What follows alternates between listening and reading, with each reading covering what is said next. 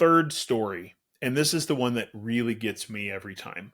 It's the one that I personally have wrestled with the most, and that is your private world, essentially the stories that you tell yourself.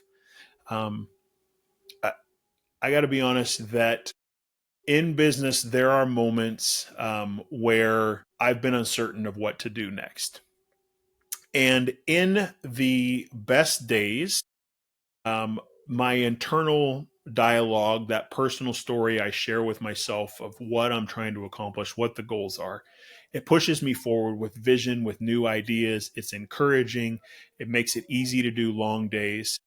But on the tough days, that same voice can scream at you about failure, about inadequacies, about how much better you could do than you are currently at these moment. And those stories I'm finding in my own life, I'm seeing in the lives of a lot of friends who have gone out to become entrepreneurs themselves, is that they have the story to derail your best efforts. They have the opportunity to derail you. And those stories have the opportunity and the power to derail your very best efforts.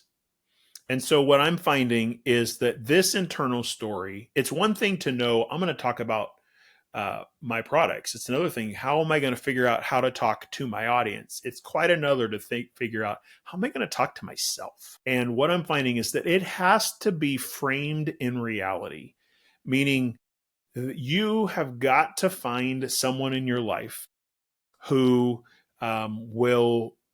will be a sounding board for you and help guide your inner conversation and that internal voice so that it's set in reality and not crazy brain. There's lots of brain science about the way that the words you use, the words you say to yourself dramatically impact your outcomes.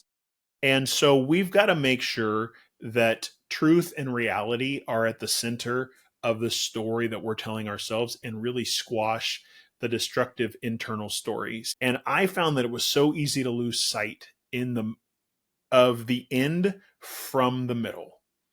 And the stories that you tell yourself can be dangerous to your business. So you have got to find someone you trust, someone who believes in you, who's going to help you process and get your brain right so that the story you are telling gets centered.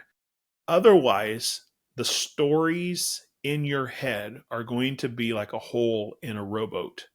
And all it's going to do, it may not sink the ship, but it's going to draw so much attention and effort away from what you are moving forward in that you're going to miss out on many of the important things. So those are the three stories that you have got to figure out how to work through in your business. The story that you are telling your audience, the story of your results that your audience is sharing with others, and your own private world story of how you're talking to yourself.